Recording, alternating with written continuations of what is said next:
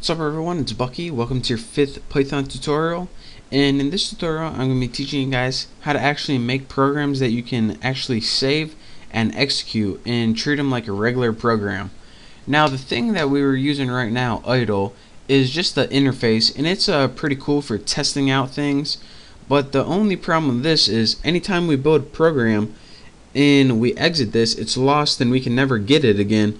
So what would be the point in creating Python if we can never save our programs? So now I'm going to show you guys how to do something where you can save your programs and show them to people and execute them anytime you want. So instead of this little thing right here, what we need to do is, if you're running idle, go to File, New Window, and this new window pops up right here. And this is the window that's going to allow you to save and also execute your Python scripts and programs. So before we even save it, we actually need a program. So just go ahead and print something real quick. Print hey now brown cow, and let's go ahead and save this. So go ahead, File, once you get a little program written, Save, and go ahead and save it to somewhere you're gonna remember. Make a name for it, and go ahead and give it a name. Press period, and the extension you want on it is py. Now this is very important. This is the most important part of the tutorial, so pay attention. The only thing you can have when saving a Python file is name it and put .py. This is going to save it as a Python file. Next, once you got your py extension, go ahead and press save. Now you can execute it. So go ahead, and once you got your file, there's a couple things that you can do to execute it. Now another thing I want to tell you guys, before you execute your program, you have to save it somewhere. So if you're like, alright, I'm not going to save it, I'm just going to run it, you can't. You gotta save it before you can run it. So there are two different ways. Once you save your file, you can run it. Go ahead and press run, and then you can go ahead and run module. Let's go ahead and do that right now.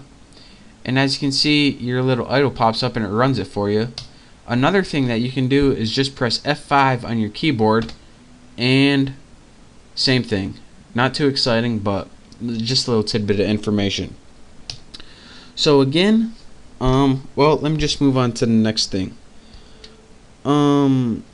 Let's go ahead and add a little bit more to our program, and instead of this, let's go ahead and set a variable, and let's make it do something useful like x equals raw underscore input. And I'm doing this because I want to show you guys that it can actually be used as a regular program. So let's go ahead and make it input. Let's have something like enter name semicolon, and on the next line go ahead and print out hey, and then it'll print out, put the plus sign and then X. And what this program is going to do is have you enter a name, store an X, and then it's going to print hey and then your name using this. So copy that, and I'm going to show you guys how to do something right now. First thing I want to show you guys is if you try to run this without saving it. So I'm going to go ahead and press run module, and it's going to say I don't think so, Bessie. This must be saved before you can even run it. So go ahead, press OK to save, and then it runs. So that's what happens if you try to run your file without saving it. So you're going to go ahead and enter your name, my name Bucky, press enter, hey Bucky. And this is why creating it in a separate file is useful. Now we get to actually make a regular program instead of just seeing all the code before. And this is actually an application that can be useful to someone else besides ourselves. So that's one thing that you can do with it. Another thing that you can do with this is, let me go ahead and, well, I won't X out here, but as you can see, here's where I saved my file right here on my desktop. So I can treat this as a regular program right now, just saying like it's any other program like Microsoft Word or anything like that. So the way you do this is just double click it like a regular program, And let me double click that, and bam, look at that. We just had a regular program that we created. So let's go ahead and put enter name. Let me put Bucky, and whoa, what just happened? What it did was it executed, but it happened so fast that we couldn't see it.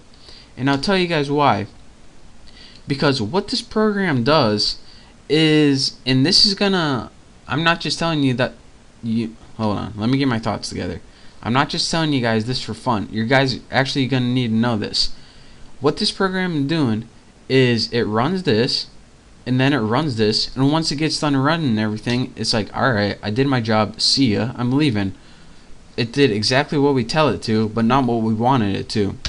So what we're gonna need to do now, and what we're probably gonna need to do for the rest of these tutorials, is add another line of code, and that's raw underscore input.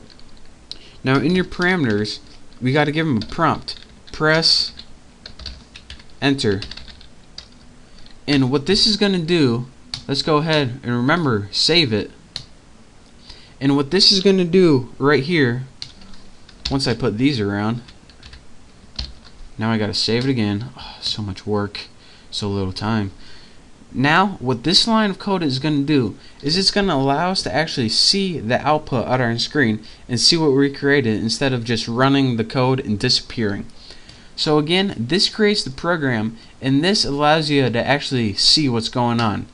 So now once we click our program and run it, and what an awesome program we built. I'm going to sell this baby for millions. It says enter name, Bucky, enter. Now it actually shows us what we're doing instead of just running it real quick and disappearing. So now we see our program, we can press enter, exit, wham bam, perfect. A little too easy. So again, to sum up this, again, the graphic interface is pretty cool, but whenever you want to save your programs, you have to make a file, and you do that by putting file, new window, and then this brings up this, and you can make and save permanent programs that you can build and come back to later and later.